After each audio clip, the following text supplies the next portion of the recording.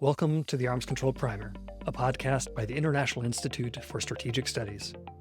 I am your host, Alex Bollfrass, the head of strategy, technology, and arms control, based in Berlin. On each episode, we welcome the world's leading experts in arms control to share their knowledge and assessments on the most critical issues. Whether you are new to the topic or need a refresher, please join us in our exploration of the nuclear past, present, and future. In this season, we examine the histories and policies of countries that may have had nuclear weapons ambitions or even nuclear arsenals, and gave them up. We search for lessons for non-proliferation, arms control, and disarmament. I hope it helps you better know a non-nuke. Without Kazakhstan's political decision of what to do with the weapons, they couldn't just be easily moved. They were absolutely not by default Russian weapons. They were Soviet nuclear weapons built with the resources of the entire Soviet Union, but obviously with an extreme price for Kazakhstan itself. Between 1949 and 1989, the Soviet Union conducted hundreds of nuclear tests on the Kazakh steppe. The health effects of these tests persist today, affecting local communities. And while the 1994 Budapest Memorandum's best-known signatory is Ukraine, Kazakhstan also joined the agreement. This episode takes a deep look at Kazakhstan's nuclear history and how it informs the country's position on the Nuclear Non-Proliferation Treaty and the Treaty on the Prohibition of Nuclear Weapons. Here to share her expertise is Dr Togzhan Kassenova. My name is Togzhan Kassenova. I'm a senior fellow at the Center for Policy Research, University at Albany. I'm based in Washington, D.C., and I work on issues related to nuclear politics, WMD non-proliferation, and financial crime prevention.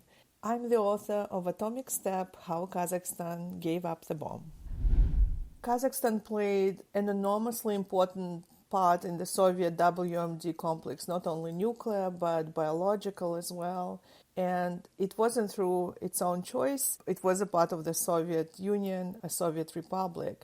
And there were several important components to that role. I'll start with the most consequential for the people of Kazakhstan. It's the Soviet nuclear testing site at Semipalatinsk, where the Soviet military conducted most of its nuclear tests with devastating consequences both for the people and the environment of Kazakhstan. The land that was taken for nuclear tests was equivalent to the size of Belgium. The first test at the Semipalatinsk nuclear testing site took place on August 29th of 1949.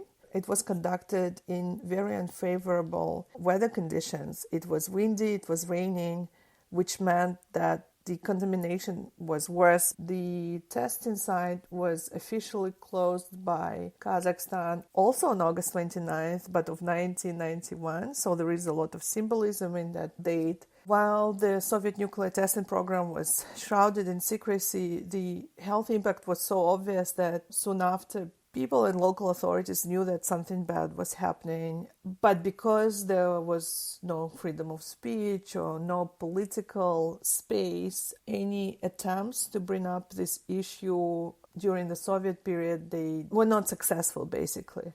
The test continued for 40 years, and there were more than 450 of them. Another important component to Kazakhstan's role in the Soviet nuclear complex were all the nuclear facilities. The most important among them were the ones that worked on nuclear material production. Here I would highlight the Ulba metallurgical plant that could process uranium and produce highly enriched uranium. There was also a fast breeder reactor, which in addition to providing electricity and desalinating water, could breed plutonium. There were also other facilities such as the anti-missile field, or Shagan, a space launching pad, Baikonur, and the Soviet military also stored its strategic weapons in Kazakhstan, the intercontinental ballistic missiles, heavy bombers, and warheads.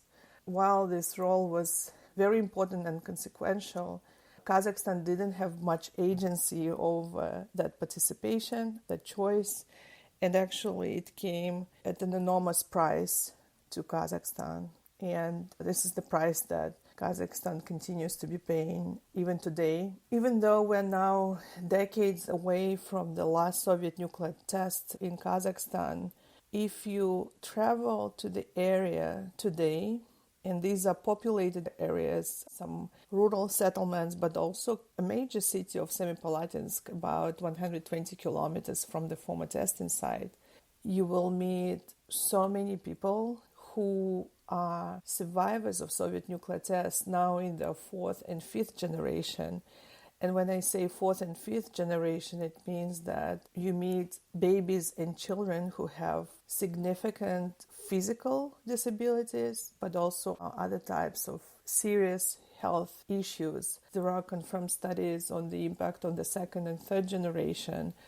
And the fact that we don't have data on the fourth and the fifth, it doesn't mean that that impact doesn't exist. But I can attest, as somebody who travels to the region regularly, who meets the families who carry the burden, and it's pretty clear that the legacy has not stopped at the moment when the testing site got closed. I know personally a lot of quite young people, they're younger than me, and they have been dealing with cancer diagnoses and other very difficult illnesses. That's a very important point to remember when we're discussing nuclear weapons programs or nuclear deterrence or nuclear policies, that we don't discuss them in this complete abstract way, because there are people not only in Kazakhstan, and it's not obviously only through the testing, the indirect consequences of when countries spend enormous money on their nuclear weapons programs, and it means that's the money that wasn't spent somewhere else on education or healthcare. But in terms of direct impact, there are significant communities that are paying the price for what is often discussed in a very detached, abstract, highly intellectual way. Soviet nuclear testing set the stage for an unusual anti-nuclear movement in the final years of the Cold War. I always put a slight approximation in terms of the number of tests. I usually say more than 450, and I do it because while the official figure provided by the government of Kazakhstan is 456, I did see different numbers in archival documents, but it's somewhere in that realm. In addition to nuclear weapons tests at the Semipalatinsk nuclear test site, there were also additional peaceful nuclear explosions in other parts of Kazakhstan, and that side of the history is still very much underexplored.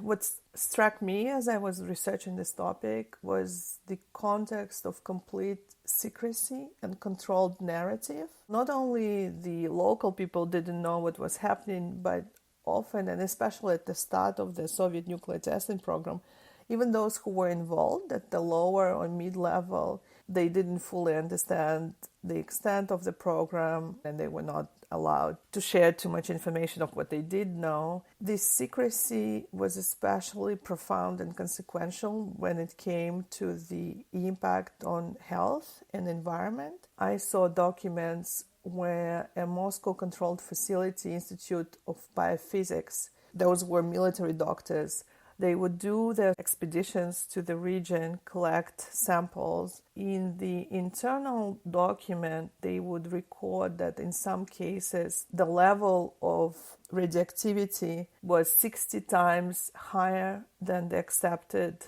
number.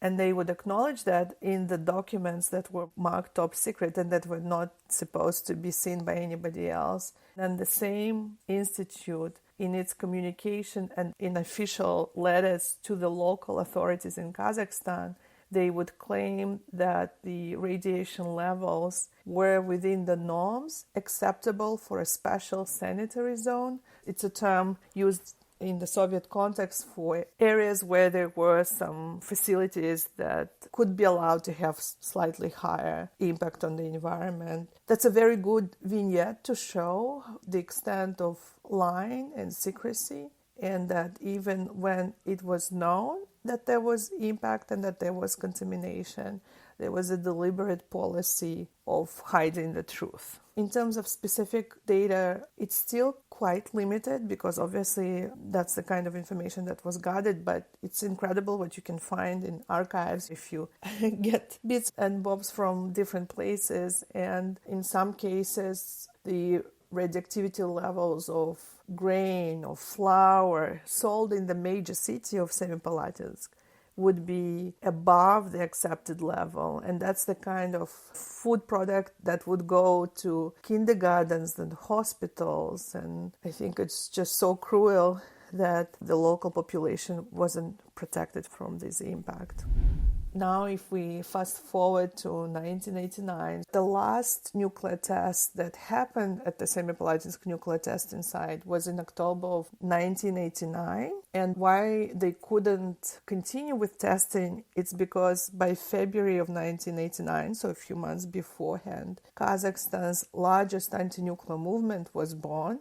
And it just shows the power of civic action, that the military could not proceed with their planned program. So it's already the time when Mikhail Gorbachev is in power, perestroika, glasnost, quite a bit of freedom to speak, not entirely a free society, but a huge change from how it used to be. Very important politically.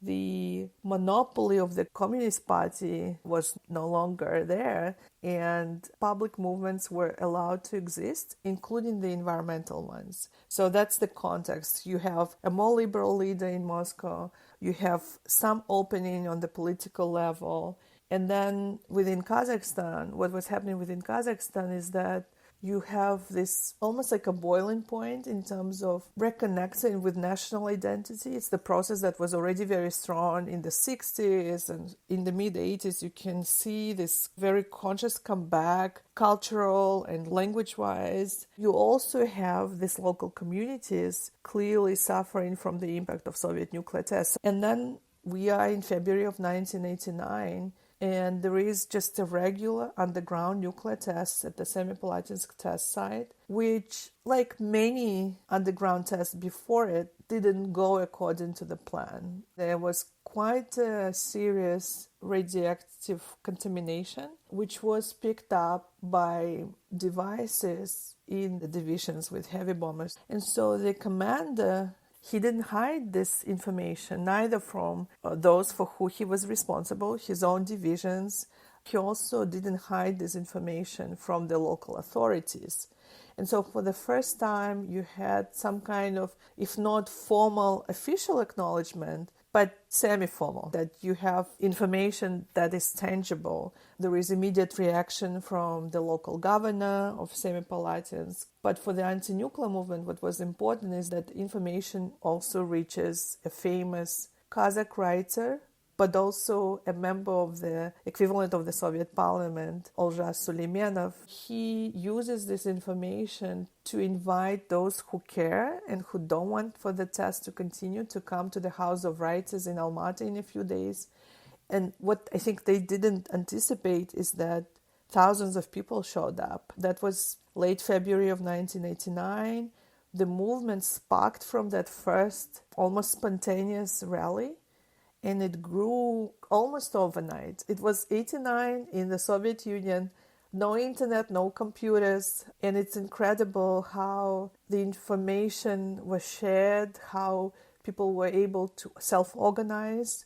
Journalists helped a lot, that they would use their own networks for the information to travel through the different regions of Kazakhstan. Within days, you had millions of people who signed petitions, who were in support of this movement. And they started their protests and rallies. And here I think the nice part of it is that they always positioned themselves as not only a Kazakh movement, but as part of the global fight against nuclear tests. And that's why they even gave the name to the movement Nevada Semipalatinsk, because they truly wanted to connect also with American peace activists. They saw themselves as part of this global community against nuclear tests. And they were very effective and efficient. They were able to cause enough good trouble for the military to reduce their plans. And then the same year, the Soviet military just couldn't continue anymore with their tests. It's a very good story. And I think especially nowadays when many things are challenging in global politics, I think it's just such a reminder of the power of individuals and of communities, and that something pretty incredible can come out from these very people-driven efforts.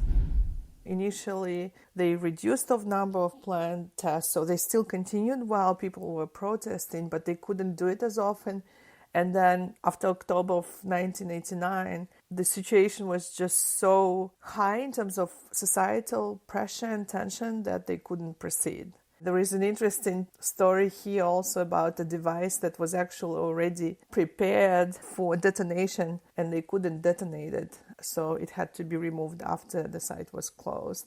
So because of the popular protest, one device that was already prepared for detonation for an underground nuclear test was left at the testing site. And of course, Kazakhstan didn't need that device. It was also a safety concern. And so to the credit of the governments of Kazakhstan and Russia, and especially the technical and scientific staff, they were able to deal with it. It was quite a technologically complicated process because it was underground. Some water seeped into the hole, and it had to be done in a way that wasn't a nuclear explosion. So they had to do it with chemical explosions. And it's one of the many stories that I came across of how something that was politically and technically challenging, that it was able to be resolved, and thanks both to the political side, but most importantly, and something that we don't mention often enough, is because of the working level relationships or the scientists and the technical experts who do not appear on the first pages of newspapers. They're not the ones hosting these big press conferences, but they're the ones who do the actual job of making the world safer. As the Soviet Union disintegrated, Kazakhstan dismantled the nuclear test site. Very quickly after the Soviet collapse, Kazakhstan shut down the Soviet nuclear testing site, even while being part of the Soviet Union. It happened in August of 1991. A few months before the formal dissolution of the Soviet Union. Then the next year, they quickly passed a law on assistance to victims of Soviet nuclear tests. That law was very important, both in practical terms, but also in terms of recognition of the impact. The law set some important benefits, for example, free medical health care, some social benefits, but it was adopted in 1992. It's very out of date. There are some serious gaps, and it's in dire need of being improved. And so, on the one hand, yes, Kazakhstan is doing something, and again, through the families that I know personally, I can see both how they've been helped by the state, but also the limitations of that help due to some of the limitations of the existing legislation. I think it's very important that Kazakhstan, together with Kiribati, they're leading work on relevant articles in the Treaty on the Prohibition of Nuclear Weapons, and these are the articles that are devoted to assistance to victims of nuclear testing and use, and also on the rehabilitation of environment. And so you have this effort also internationally. And I do hope that those who are living with the consequences of nuclear testing or use would have help that is coming both internally from their own states, but also from the international community, because it's something that would be really meaningful if it's also an international effort to help those communities.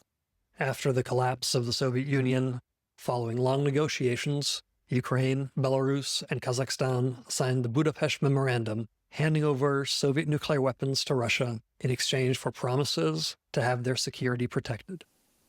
So the Soviet Union collapses in December of 1991. Kazakhstan is left with this immense nuclear inheritance. More than 1,000 nuclear warheads, 40 heavy bombers, 104 ICBMs, tons of nuclear material, some of it weapons usable. That's on the nuclear technocratic side, but I also want to give it some context. Kazakhstan inherited it when it was a new independent state with an endless list of challenges and problems. starting from the fact that the economy fully collapsed. Obviously, the Soviet Union was having its own issues in the lead up to the collapse, but then also the republics, they were so dependent on all these supply chains and demand. Everything basically broke. I remember very well the time I was a teenager living in Kazakhstan.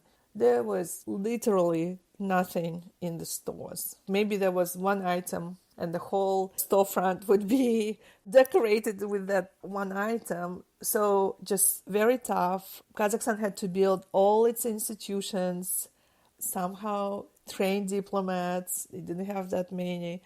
Build up as an independent state, if not from scratch, then from a very complicated foundation. And so you have this young country with this huge inheritance. And of course, the question is what to do with it. And it wasn't an overnight decision in terms of what to do with it.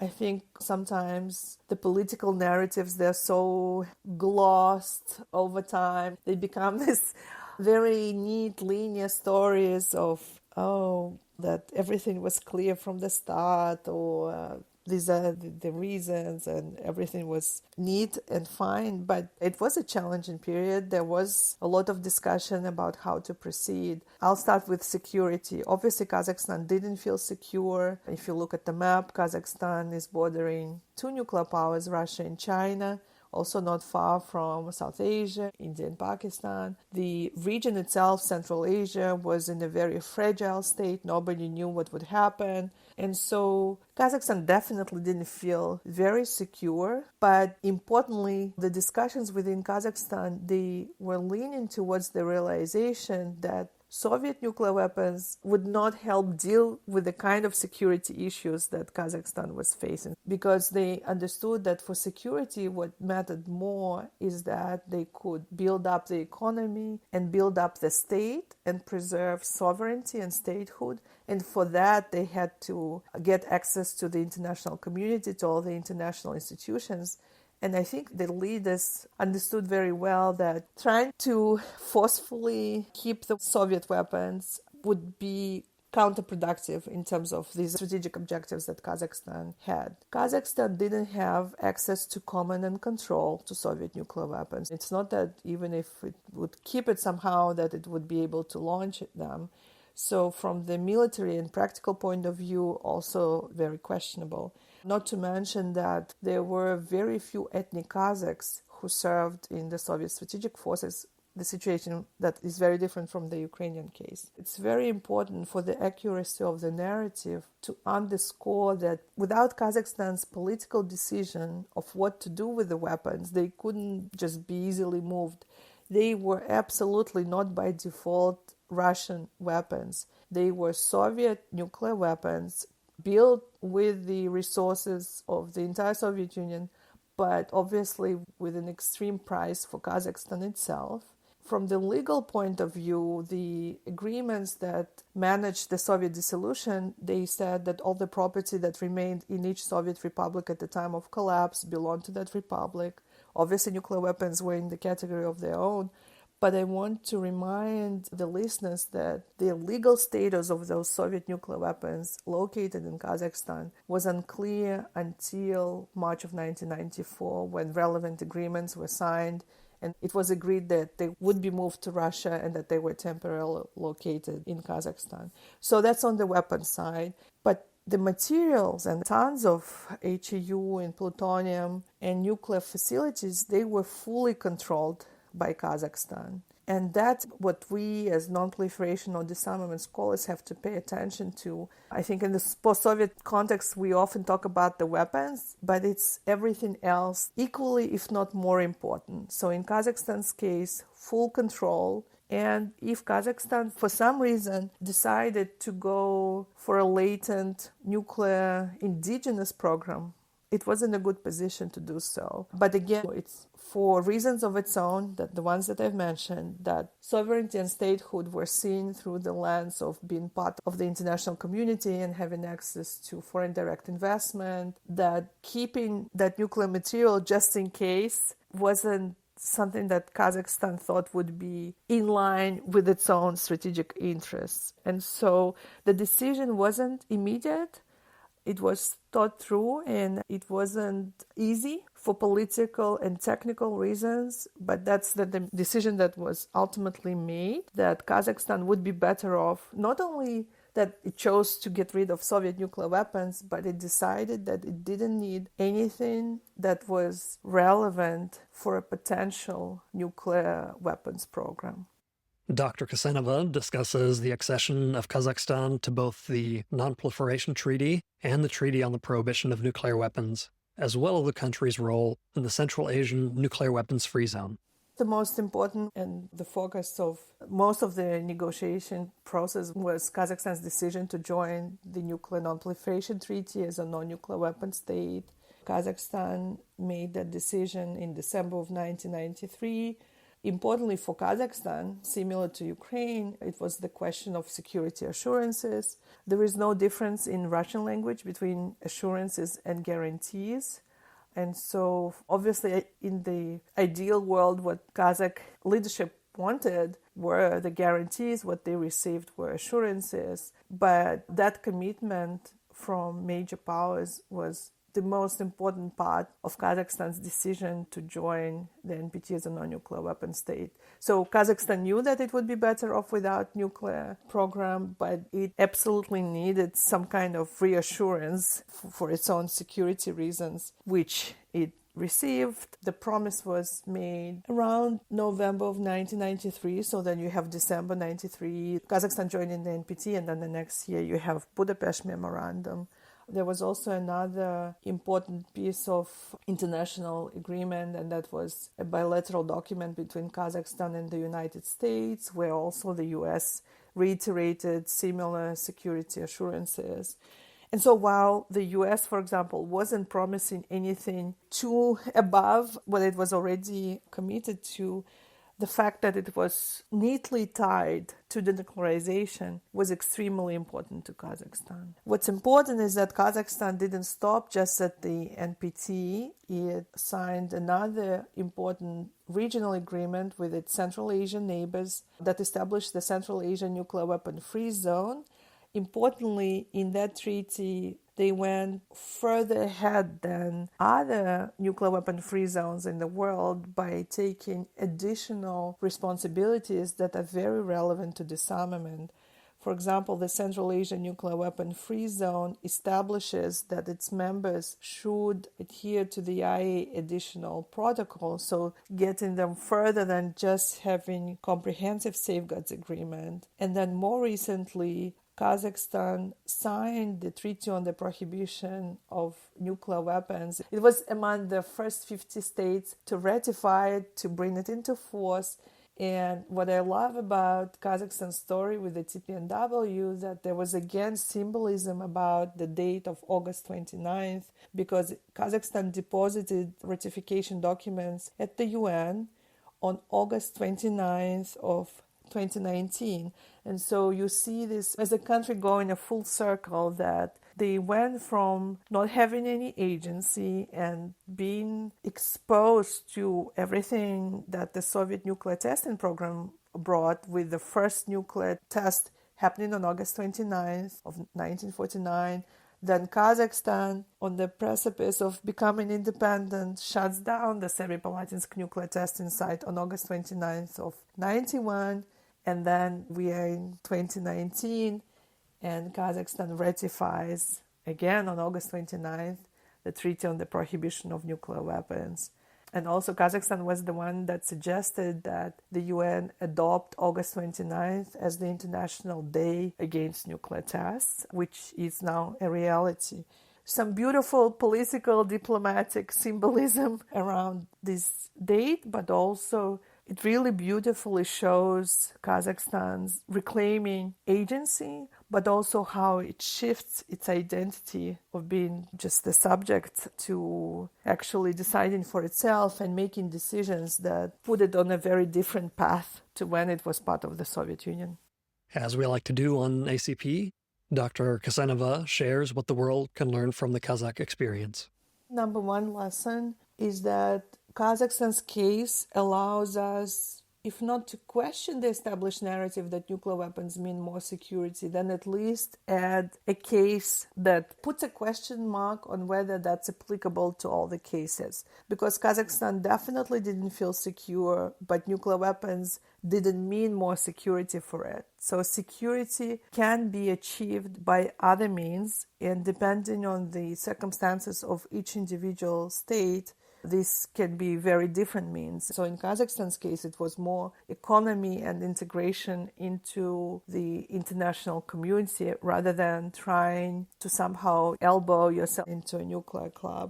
Another lesson is on the irreversibility of disarmament and how we can measure it. And I specifically distinguish between the weapons and material and facilities that by the decisions it took about the material, facilities, and the infrastructure, for example, that it wanted to shut or to seal, completely make them unusable, the tunnels and the shafts at the former nuclear testing site.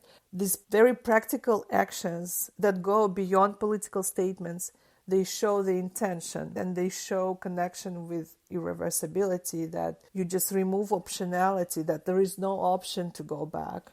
Another important lesson is the value of transparency and international cooperation.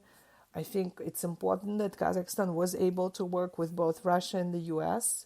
So the US helped a lot with denuclearization, obviously for its own security and political reasons, but that assistance was extremely important and needed by Kazakhstan. But also the fact that Kazakhstan worked pretty well with Russia, because Russia held the information about what was where, especially at the former testing site. Obviously, for Russia and the US also to work in the same context, there were some nuances. Of course, the situation wasn't as difficult as it is now, but still you have two former antagonists working on sensitive issues together. The international cooperation component and transparency, that from the very start, Kazakhstan was very open to international assistance, involvement, and basically it was very obvious that they didn't have anything to hide. That's important because not all the records were clear. We cannot say, oh, exactly this was present and exactly the same amount is gone. But because of transparency, we can be pretty sure that Kazakhstan wasn't hiding anything. Another lesson is just the value of scientific talent in so many cases. And if you want to read about all these feel-good stories, read Atomic Stab. It's just incredible how often they would face really difficult technical challenges. Opening up a tunnel and it's completely frozen and ice is now integrated into the stone, and you have to think about how you can get to what you need to. And that for every technical problem, it's the technical people that were able to find solutions working together, but also politically that it was the scientists and the technical people who were a little bit ahead of their own governments. So it's the Kazakh, Russian, and American scientists who, in some cases, could take their own governments a little bit further. And I think it's because they are by default less ideological. These are the unsung heroes that deserve their stories to be told.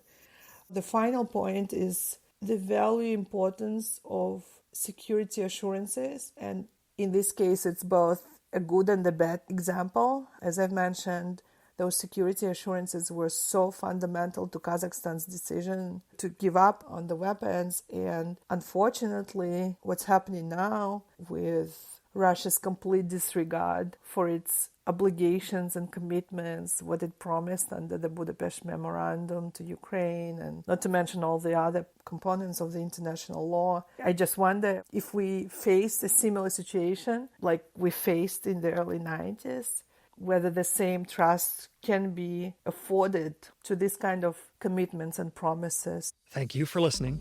Our guests for speaking, and the European Union Non-Proliferation and Disarmament Consortium for funding this series. Until next time, stay optimistic.